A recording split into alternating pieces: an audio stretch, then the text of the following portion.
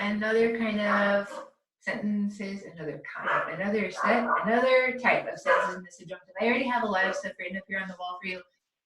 For some students, this will appear to be one of the more difficult kinds of sentences to put together in the subjunctive, but let me just reassure you in that as long as you kind of understand what it is we're doing up here, it is your job for this course just to be able to recognize why things are the way they are and to be able to know why we're using the indirect object pronoun we're using and where the verb in the present tense goes and where the verb in the subjunctive goes, but not necessarily to know every single component. It would be good because it would be all around helpful for you knowing how to do this sentence structure, which I'm letting you know is the longest sentence structure that we will see all semester in the subjunctive. If you know how to do this, then kind of everything after this is just downhill. Is uphill? No, it's all downhill from here. Anyhow, so here we go. We're going back to the same basic sentence structure that we started off with in the first video of sentence structures in Spanish, and just adding a lot to it, or several different components to it. Let's look at this and figure out what's the same and what's different as the basic sentence structure in Spanish. What's the same? The same is that we have person or subject number one, we have verb in the present tense, we have the word que. Right here would be person or subject number two, but we're gonna end up not utilizing it or deleting it or getting rid of it or erasing it or whatever because it's extremely redundant. And then we have the subjunctive. So that's what's similar to our first basic sentence structure in Spanish. What's new is we have this a whoever. So take note that this a whoever is going to basically modify person or subject number two. And whenever we get rid of, or we don't include, or we delete, or we erase person or subject number two, the a whoever is going to in fact tell us who person or subject number two was before we deleted them or erased them or got rid of them or whatever. So again, the new components, we have person or subject number two that we are not probably going to include in these sentences, and this a whoever is going to tell us who person or subject number two is. Then the other new thing is we have an IOP, an indirect object pronoun. I put a little parking lot over here for you guys to remember the indirect object pronouns. Me, te, le, nos, les, indirect object pronouns, so you don't have to look those up. This is the tricky part about this sentence, is if you only remember a couple of things about this sentence structure, remember this. Number one, the only part of this sentence, if you guys can see, the colors that I got going on behind me, it is purposeful. You can hear the dogs, that is not purposeful. Anyhow, the colors here are supposed to mean something. You'll see this little turquoisey blue color here, hopefully. That right here is my verb in the present tense. The verb in the present tense is going to be conjugated based off of person or subject number one. We have this indirect object pronoun here in the middle, but we'll get to that in a second. So if you remember, I guess the first thing to remember about this sentence structure is my verb in the present tense is going to be conjugated based off of person or subject number one, and I've put it in this blue, tealy, turquoisey color for you. Everything else in the sentence, if you have noticed, and the structure is purple. I don't know if you can tell it's purple, but hopefully you can tell it's not the same color as this. So the verb in the present tense is the only thing in this whole long structure that has anything to do with person or subject number one. If you notice the three verbs that I'm going to highlight in the present tense, we have recomendar, to recommend, aconsejar, to advise, and sugerir, to suggest. Once again, recomendar, to recommend, is an E to IE stem change verb in the present tense. Note that. aconsejar, to advise, regular happy AR verb in the present tense, and sugerir, to suggest, which also, by the way, is a stem change verb, E to IE in the present tense. Note that as well. This is the only part of the sentence, this verb in the present tense, that's ever going to have anything to do with this other little turquoisey blue part, which is person or subject number one. Every other component of the sentence will either be the subjunctive verb conjugated based off of person or subject number two, or this whoever telling us who person or subject number two is, or even up here in between these two things, the indirect object pronoun is also going to modify person or subject number two in the sentence. Basically, the verb in the present tense, to recommend, to advise, or to suggest, the reason for which it is conjugated based off person or subject number one is because the first person that is talking in the sentence, the person or subject number one, is the person who is doing the recommending or the suggesting or the advising or the whatever in these examples. So,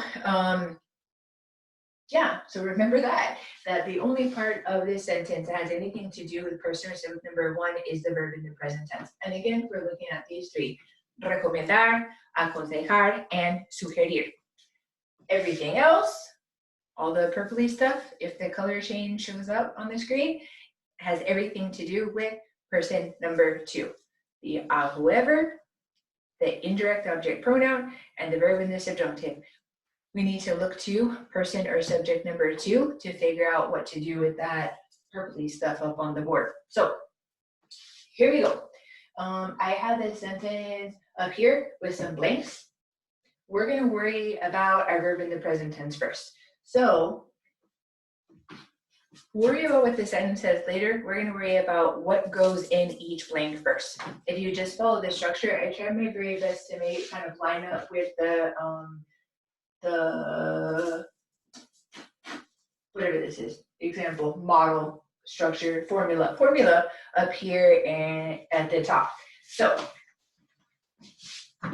here we go. Yo is my person or subject number one. We're going to go straight to, we're going to skip this, we're going to go straight to this blank right here. This should be my verb in the present tense. If I am the person who's doing the recommending or the advising or the suggesting, this verb in the present tense right here is going to be conjugated for the purposes of this sentence based off of yo. So we'll do that first.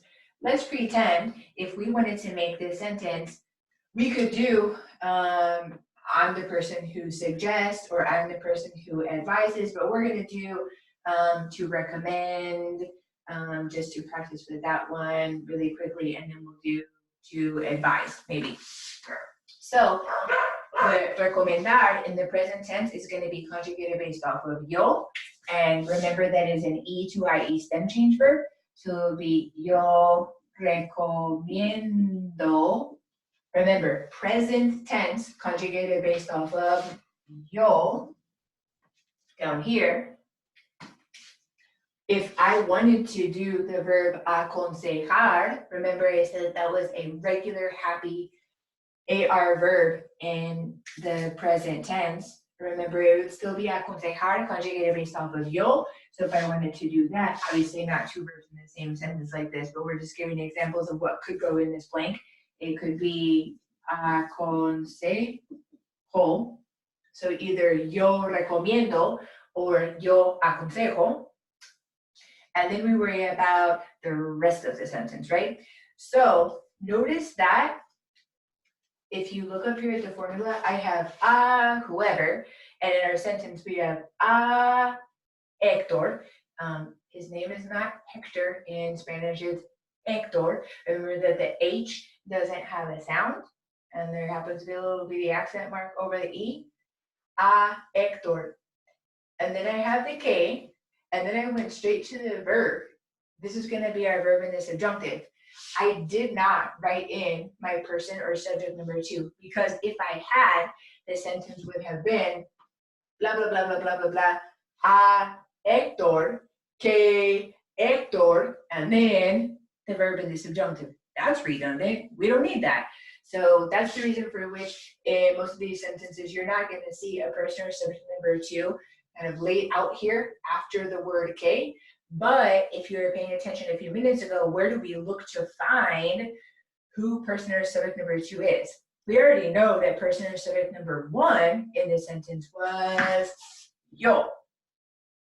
I recommend or I advise. Who is person or subject number two?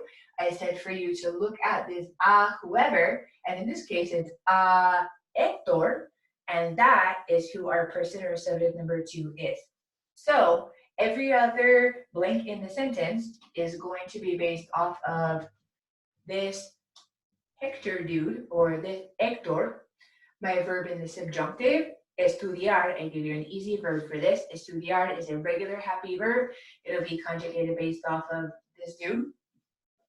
In the subjunctive, that's person or subject number two. And all the way up here, we have an indirect object pronoun that is also going to modify Héctor or that dude. Some students will ask why the indirect object pronoun is all the way up here.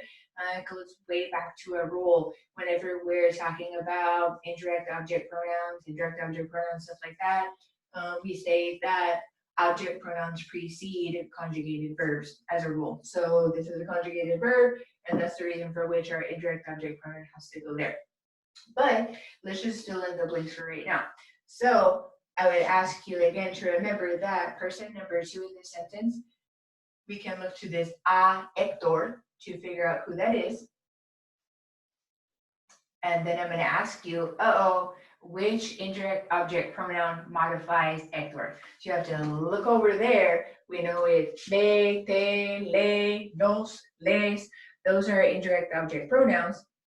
And then if we remember, the one that we would need for Héctor is le.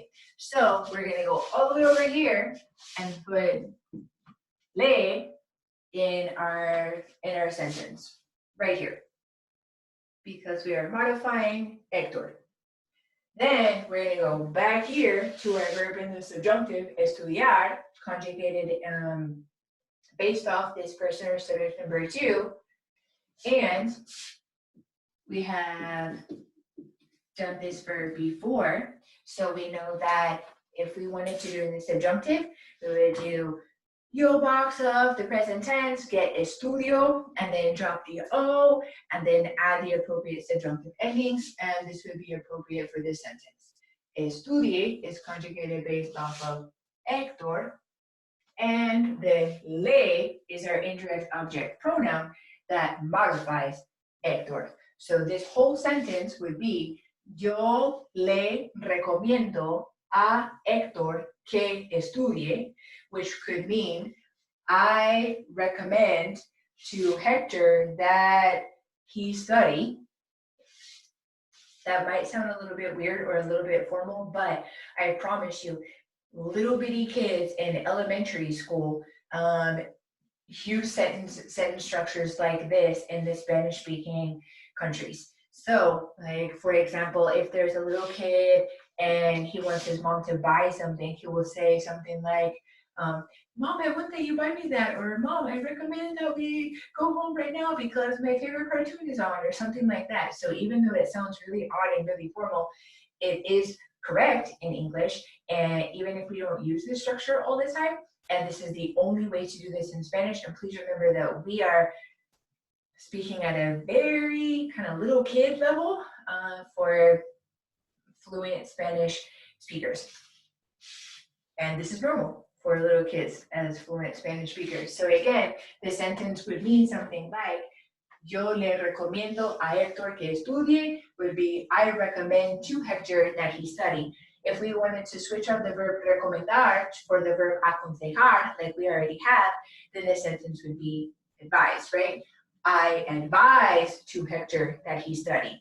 So who is the recipient of the recommendation? Héctor, and that's the reason why it says a Héctor with this personal a, that's also a Spanish one type thing, and a Spanish two type thing. We see our indirect object pronoun here, le, and that also happens to deal with oftentimes modifying the recipient of things. So that whole sentence is taken care of, but we're going to morph it just a little bit. We're going to look over here, and we notice that the only ones that are kind of weird would be if person or subject. Hold on. Let me keep the colors and everything consistent. Okay. So the only ones that are kind of, I'm in the way. Let me move. Okay. The only ones that are kind of different would be if person or subject number 2 happen to be yo, then in that, like on this sentence where it says a Hector, it will say a me, 2 words, and the me has an accent mark. A me with an accent mark. And that would mean that our IOP would be me. That's a whole lot of 3 different ways to refer to me. We're going to see an example of that in a second. Just remember that there's only one other weird case. If that is person or subject number 2 is tú, you, then that whoever, like in this example was a Hector, it will say a ti, this time, no accent. That's Spanish for you. And our indirect object pronoun will be te. Again, 3 different ways to refer to you. Tú, a ti, te, and then 3 different ways to refer to I or me. Yo, a mí, with an accent, me, this me and te. We remember our indirect object pronouns. They'll go in the front half of our sentence according to our formula there up at the top. This a mí and the a ti, we will find that in place of, for example, where a Hector happens to be. And the yo or the tú, we honestly aren't going to see them at all because they would have been here where we're going to be pretending like our person or subject number 2 doesn't exist at all, because you guys can see how this would be extremely redundant to have 3 different references to me or 3 different references to you in the same sentence, and so therefore redundant and unnecessary. So let's mix up this sentence just a little bit, and we're going to say something like, hold on.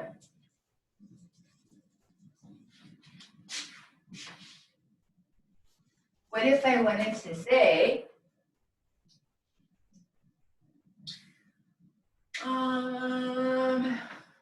I recommend to you that you study, or I advise to you that you study. Essentially, I recommend that you study, or I advise that you study. If that to you sounds weird, it's just me reiterating who is the recipient of the recommendation. So we're going to change the sentence to I recommend that you study, or I advise that you study. So here we go. It's going to go like this. I am still the person doing the recommending or the advising, so the yo is going to remain intact. This is our verb in the present tense, recomiendo or aconsejo.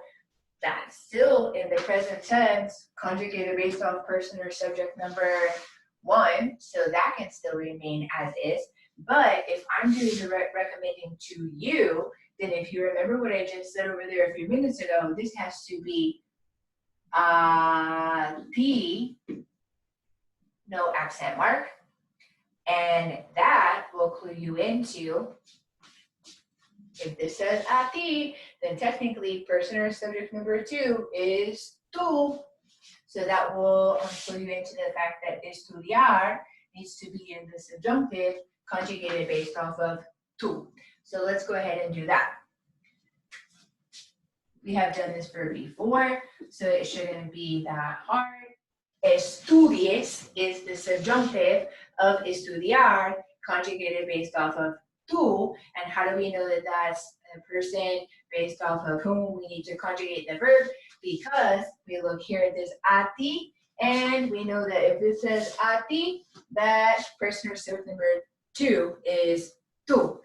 We also, while we're here, should pay attention that our indirect object pronoun will automatically be what? It will be they. So all the way up there in the front half of the sentence, where we need to have an indirect object pronoun, we're gonna write they. And this whole sentence, yo te recomiendo a ti que estudies. Yo te recomiendo a ti que estudies, or with the verb aconsejar, yo te aconsejo a ti que estudies. Yo te aconsejo a ti que estudies. What does that sentence mean? I recommend that you study, or I advise that you study, or in like longhand, I guess, I recommend to you, that's what this whole a ti thing is about. I recommend to you that you study, or I advise to you that you study. We're just gonna morph it one more time, really quickly, and show you this.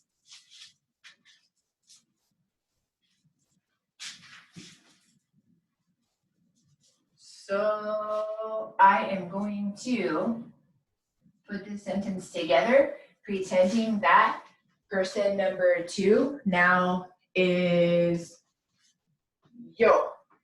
And we're going to turn this sentence into you recommend that I study, or you advise that I study, or basically you recommend to me that I study, or you advise to me that I study. So I'm going to put this sentence all together for you and then kind of break down the pieces, parts, and why they are the way they are. To keep my colors consistent, I need to not talk for a second.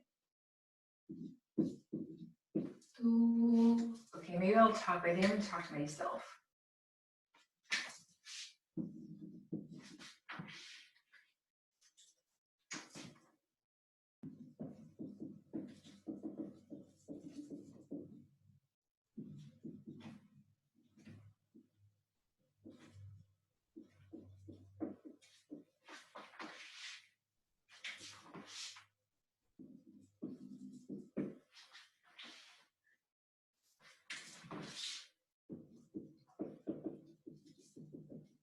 Okay, so now this sentence is complete, and it's just a matter of figuring out why things are the way they are. Tú me recomiendas a mí que estudie, or tú me aconsejas a mí que estudie. So let's do the pieces parts. We can look over there and we can see that person or subject number 1 is tú.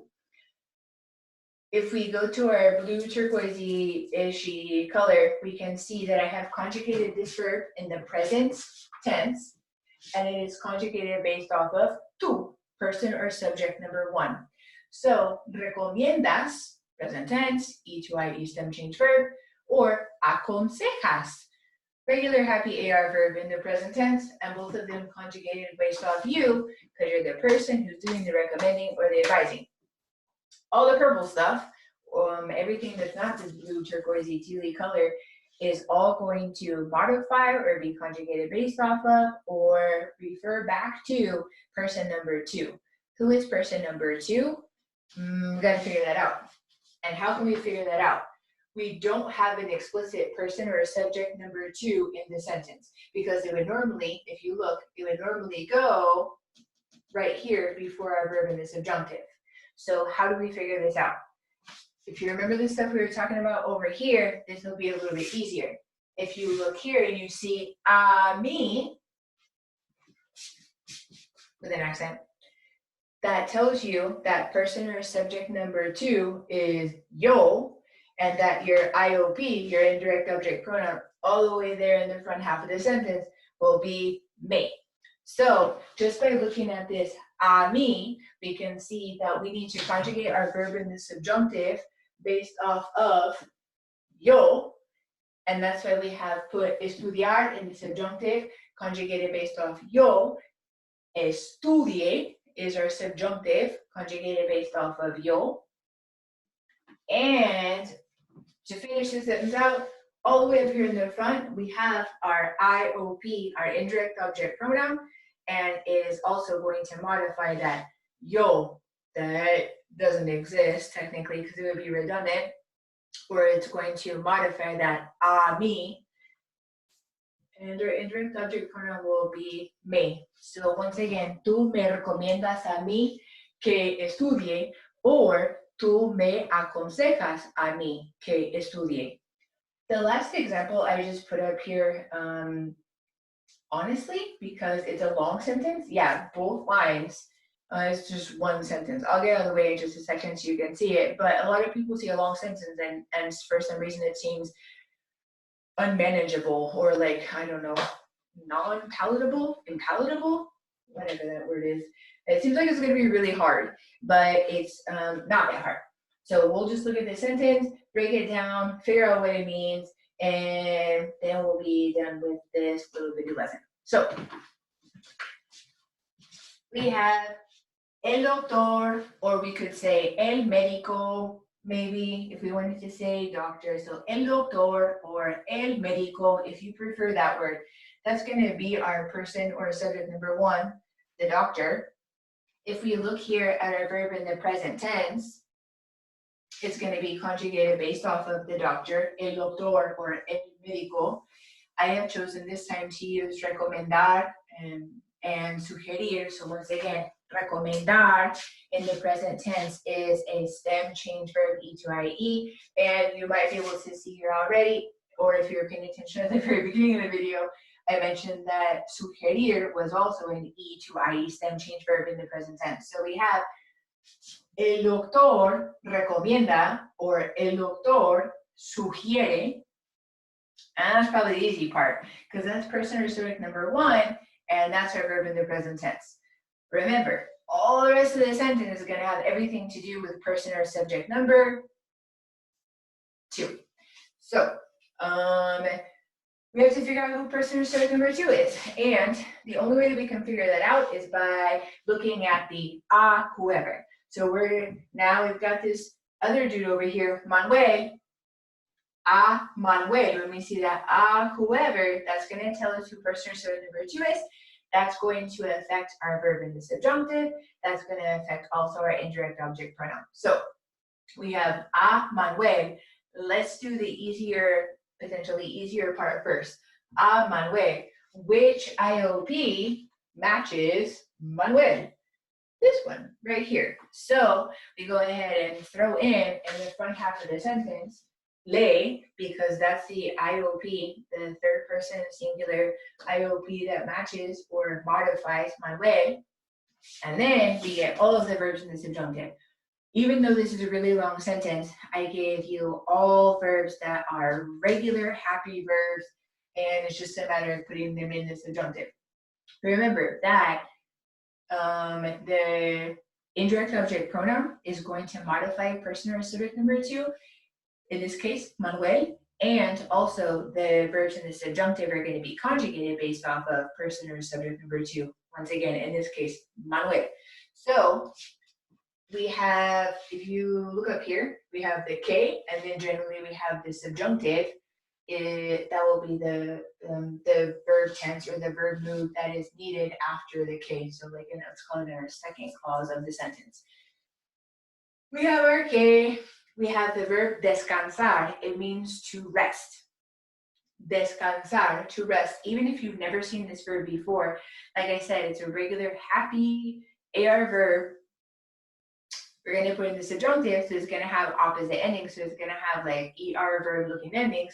If we took this verb and we wanted to put it in the subjunctive and we want to go through all of the steps, we would say, okay, well, the yo conjugation of descansar in the subjunctive is yo descanso. Then we would get rid of the O, and then we would add the opposite ending, the appropriate subjunctive ending for, in this case, Manuel. So our subjunctive of descansar, appropriate for this sentence, based off of Manuel being our person or subject number two, will be descanse. And then we have another verb, beber. It means to drink. Beber. If we took it back to the yo box of the present tense, it would be bebo. And then we would get rid of the O on the end, and then we would add appropriate opposite endings for the subjunctive, conjugated based off Manuel still, and it will be beba. And then we have regresar, to return or to come back. If we did all the steps to get this in the subjunctive, we would take it back to the yo box with the present tense. We would get regreso, and then we would drop the O and add the appropriate opposite endings for the subjunctive. Conjugated is still based off Manuel, and it would be regrese in the subjunctive. So we have three verbs in the subjunctive: descanse, beba, and regrese. All conjugated based off Manuel. We have an indirect object pronoun in the front there, le, that modifies Manuel based off of